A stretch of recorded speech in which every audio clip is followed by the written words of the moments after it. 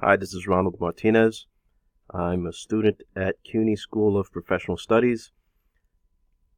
This video is for the midterm for Research Methods for Business, Business 410, Section 1 for 2018 fall term by Professor Adrian Wheeler.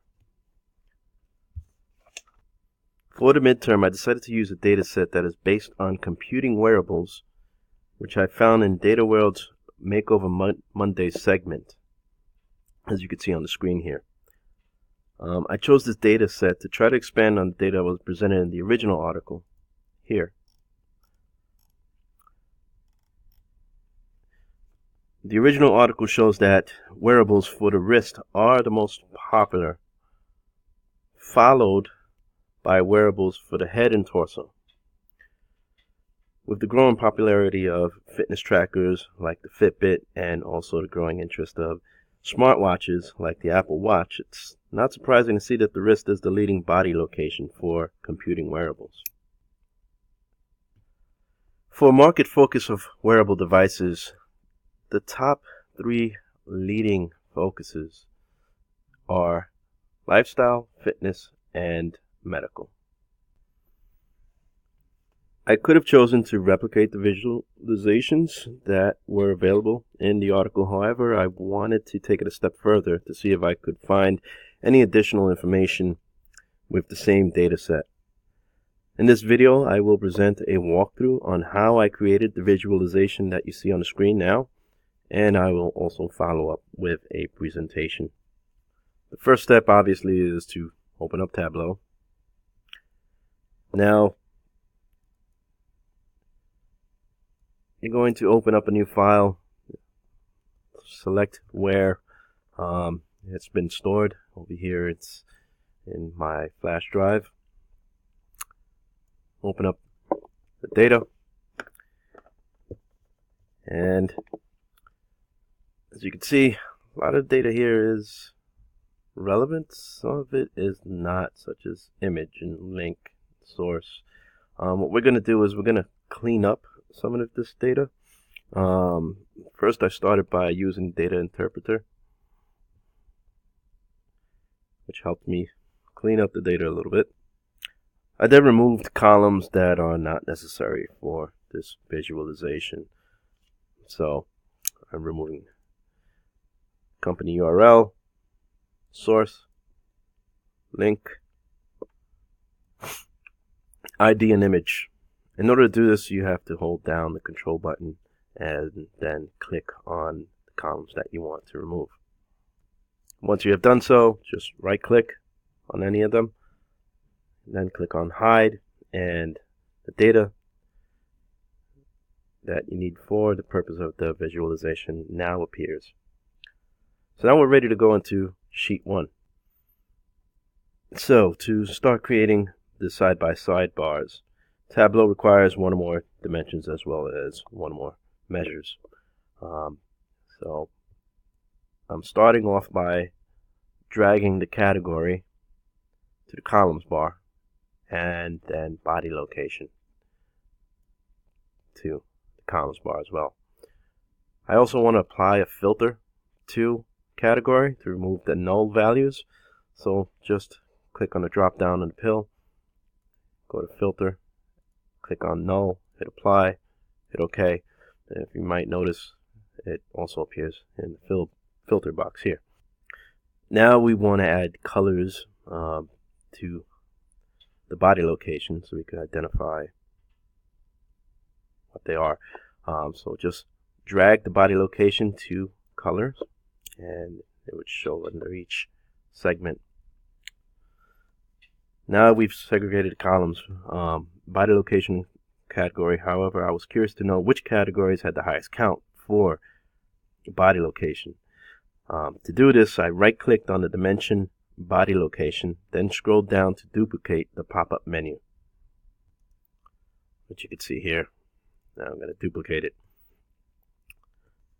Now I clicked on the drop down and I wanted to convert this to a measure. So scroll down to where it says convert to measure, and it appears as a measure now.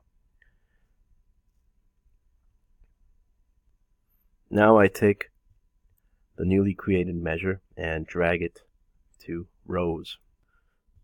Measures defaults to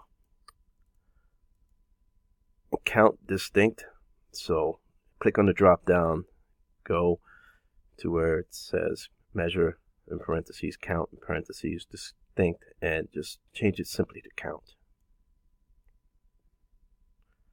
And now the visualization is now starting to take form. The remaining steps are to format the appearance of the visualization so that it could be more presentable to an audience. Starting with the row axis, right click on the title, then select edit axis, and change the title on the axis titles to something more appropriate. In this case, simply body location. Then you can close the window, and now axis has a better title. Now the column axis actually has the correct title.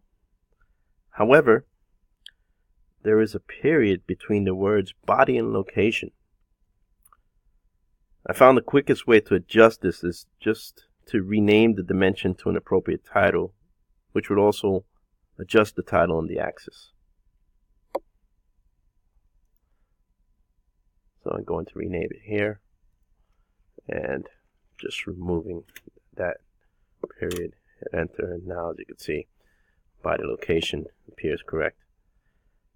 Now change the layout of the visualization to fit the width of the window by selecting the fit option and changing it to fit width from standard, which is the drop down up here.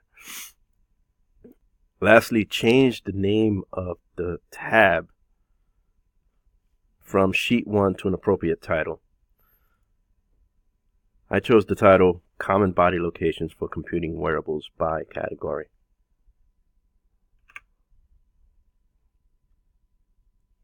Now we're ready to start doing the comparisons and getting a little bit more information.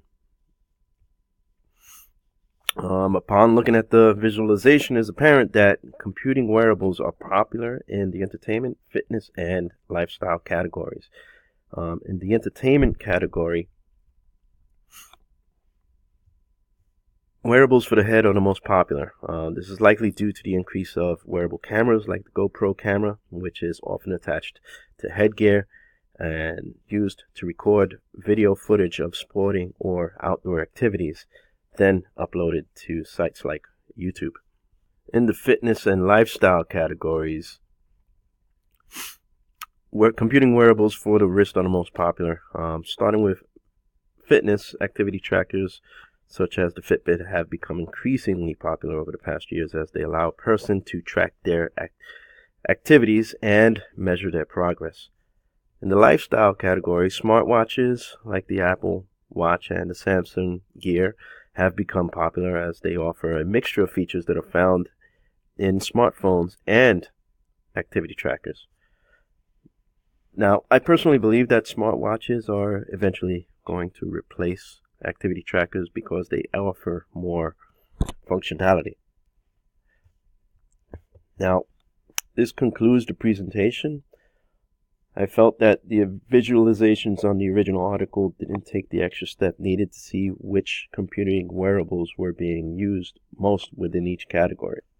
And it turns out that the head and wrist are the most common locations. However, as technology continues to evolve, that might change sometime in the future. I hope that this presentation was clear and understandable to the audience that is viewing it, and if you have any questions, please let me know. Thank you for viewing the video. Take care.